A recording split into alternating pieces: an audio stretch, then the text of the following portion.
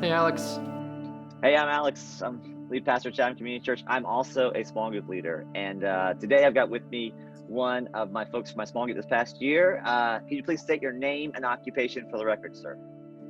My name is Pat Gilchrist. I'm a police detective with the town of Chapel Hill. I'm coming to Chatham Community Church about 3 years. A year ago this time, invitation to small group would not have been something you've been interested in. Tell me all your great reasons why you would have had no interest in a small group a year ago this time. My work schedule is supposed to be pretty steady, but obviously that can change in the drop of a hat. So there was definitely some hesitation as far as committing to a group and not being able to hold up my end of that commitment. Last year around this time, certainly was a very difficult period in my life. A lot of avenues in my life that I was trying to keep control of and keep hold of that were not for me to control and were not for me to, for weight that was not meant for me to carry. When that time in my life hit, I was tired of fighting with it, and I felt like it was a time for me to try this route, if you will, and surrender, and give it all to Him. We talked about sort of some things going on in your life, and I invited you to join my small group. I had a spot available in my small group. What was your initial response? Do you remember, kind of as you were thinking about it, what your initial response was? My initial response was I was very hesitant.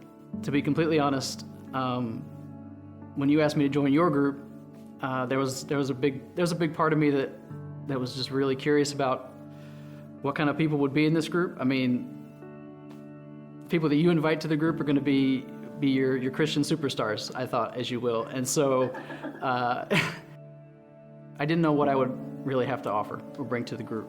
Going in initially, a lot of those same kind of preconceived ideas I had about the group, it was very surprising to me that those things just kind of went away after a while. Walked into a group of people that accepted me, welcomed me with open arms, were curious about how I was doing, what they could do to help. It was kind of surprising to me that people I didn't know and I had never met, would wholeheartedly pray for me and pray for my well-being and the well-being of my family and my son. And that was just new. That was new, and something that was needed at that time, and something that I don't think I would have gotten through that time without it. What would you say to someone watching who was like you a year and a half ago, sort of not particularly interested in small group, or there's the mental barriers, too busy, like all the different reasons why people sort of opt out? What would you say to that person who's watching right now? There's no excuse that you have that I haven't thought of, and that's an honest answer. You're going to come in with some preconceived notions because I had them all.